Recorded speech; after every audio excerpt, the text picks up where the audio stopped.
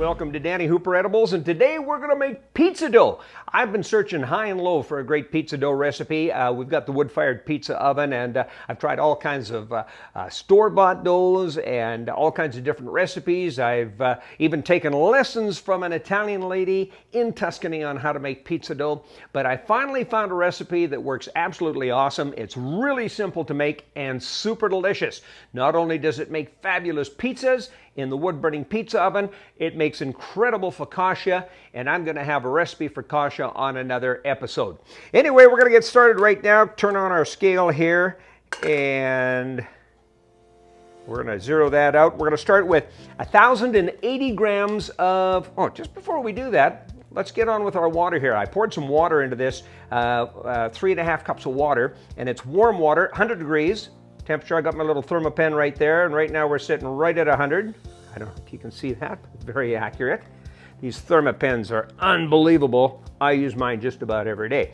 Now, to that we're going to put in 1 tablespoon of dried yeast. 1 tablespoon dried yeast, just like so. I'm going to put a little olive oil in there as well. Just like that. A little bit more maybe. There we go. Now, flour, 1,080 grams. Don't ask me why. I don't know how many pounds that is. I think it's about 3.5 pounds. Should be almost 3.5 pounds. 1,080 grams. So I've got my little scale here. They say when you're baking anything, you're best to weigh out your ingredients. So 1,080 grams, getting close, 1,090. Oh, too much. Hang on. That is a major screw up. Not really. Dump a little more in there. 1,086. That's what it's showing on the scale. All right, I'm going to take this, put that into the mixer.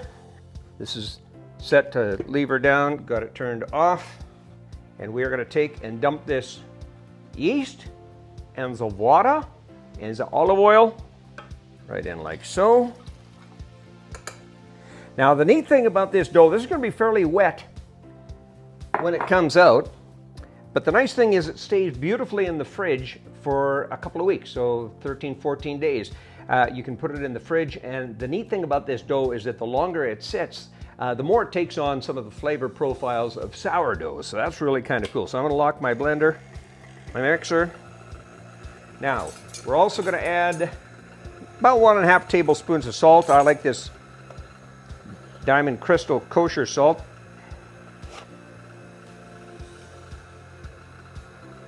There we go. Like a little salty. 1.5 tablespoons. And now we wait till it gets all mixed up. And we wait.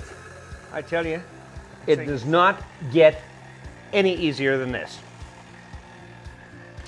Now, while we're waiting for that to get all mixed up, I'm going to take my storage tub. This is what I'm going to let the dough rise in. That's also what I'm going to store it in the fridge. Put a little olive oil in there. Kind of rub that around a little bit so the dough doesn't stick to the container. Now, one of the things I really like about this particular dough recipe is that it's very easy to manage, especially when you're making pizzas. Gets a little frustrating sometimes with some of the dough recipes that I've tried. As soon as you try and stretch them out, they snap right back together, and they're just not that elasticy and not that manageable. This particular dough here, you can stretch it by hand. You can toss it in the air if you know how to do that. That's something I may try and demonstrate. I've never done it. Can't be that tough. Maybe I'll try that. Or you can roll it out with a pin. And the crust out of the pizza oven comes out just beautiful, nice and spongy and a little bit chewy, super flavorful. So once this is done mixing here, we're going to put it into the container. I'll just put a little cellophane wrap on it. You don't want to cover it completely because you got to let that gas escape as the dough is rising. So I'll punch some holes in there, just cover it lightly with cellophane wrap, and we'll leave it to rise for a couple of hours. And right now we just want to make sure everything gets mixed up really well in there. And around we go. Now this recipe is enough for about, this will give you enough dough for about 8 or 9 12-inch pizzas. Give them that an extra couple of minutes here just to blend up nicely, and I think we're ready. So there you have it. Like I said, it doesn't get any easier than that when it comes to making pizza dough. And you're going to love the result when you see me work with this stuff in the pizza oven.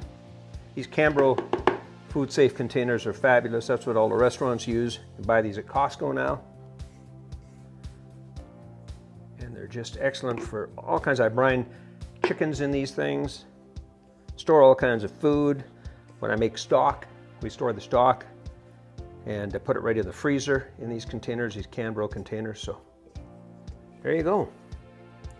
There's your pizza dough. Coming out of there just beautifully. Now, as I said, you don't have to knead that. You don't have to punch it down. You don't have to do anything with it. Just leave that sit in there now to rise. And we'll come back and we'll check it in a couple of hours.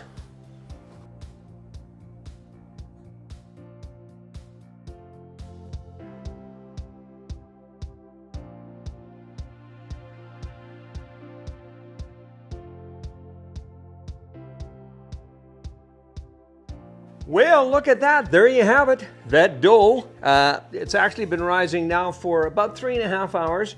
And as you can see, it has almost tripled in volume, and it's absolutely beautiful. It's just nice and spongy. You press it, it bounces right back up. This is going to be incredible to work with. And once again, I'll be using this for focaccia on the weekend. Going to make a nice pan of focaccia to take out to some friends' home for dinner. And then next week, I'll be using this to make pizzas on the wood-fired pizza oven outside. And I'll show you how we do that. But anyway, this is good in the fridge now for about 14 days. You don't want to cover it too tight for the first few days. Just leave a loose cover on it because it's going to create carbon dioxide and other, I think it's CO2. It produces some kind of a gas. I don't know. I know it can blow the house up if you cover it too tight. Well, at the very least, it could blow up in your fridge and make a heck of a mess. But anyway, we're going to leave it uncovered for the first few days. After that, you can cap it off with the lid for this Cambro pot. And as I said, it's good for a couple of weeks in there. So there you go. That's how you make super simple, super fantastic pizza dough. Yeah.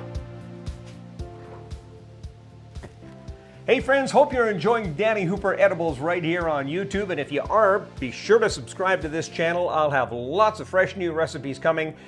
Every single week I'll post a new recipe, and also don't forget to share the ones that you like. This is Danny Hooper. Hungry? Let's eat.